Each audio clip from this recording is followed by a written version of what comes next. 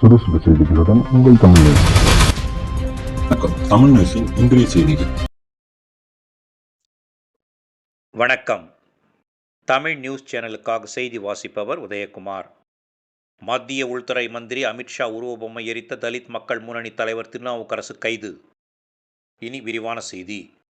நாடாளுமன்றத்தில் அம்பேத்கரை பற்றி தவறாக பேசிய மத்திய உள்துறை அமைச்சர் அமித்ஷா தவறாக பேசியிருந்தார். இதனை அடுத்து காங்கிரஸ் தலைமையிலான எதிர்க்கட்சிகள் கடந்த 2 நாட்களாக நாடாளுமன்றத்தில் முடக்கியது.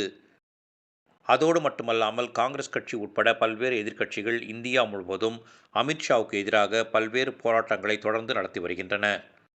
தமிழ்நாட்டிலும் திராவிட முன்னேற்றக் கழகம் உள்ளிட்ட பல்வேறு கட்சிகள் அமித்ஷாவின் ஆணவ பேச்சை கண்டித்து பல்வேறு போராட்டங்களை நடத்தி வருகின்றனர்.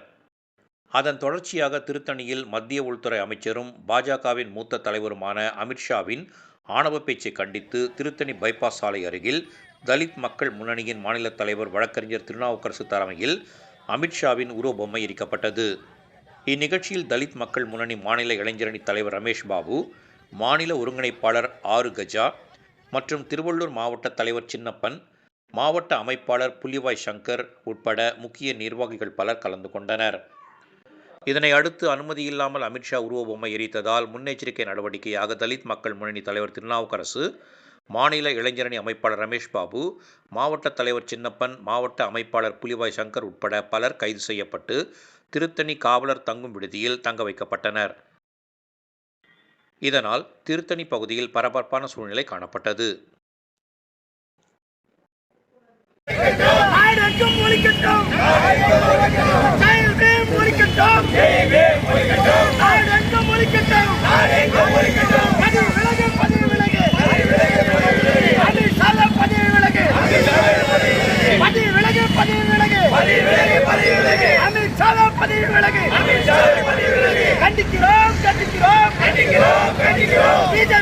கண்டிக்கிறோம்.